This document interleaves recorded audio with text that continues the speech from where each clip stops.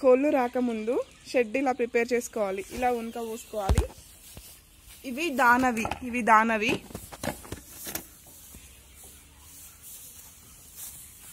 ఇవి వాటర్వి.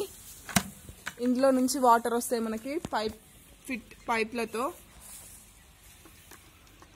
కనిపించద్దు కాలు ఇంకా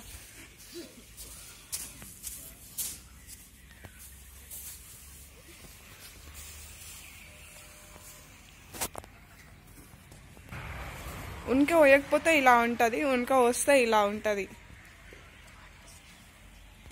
ఇది పైప్ లైన్, వాటర్ వస్తాయి ఇందులో నుంచి. షెడ్ ఇలా అలుక్కోవాలి. ఇప్పుడు మాకు ఉనక సరిపోలేదు కాబట్టి ఇంకా ఇటు సైడ్ పోయలేదు. ఫస్ట్ ఎర్రమట్టితో నలుపుకొని ఉనక పోయాలి. ఇది పైన టాప్ అండి. ఇది 2000 షెడ్ మనకి.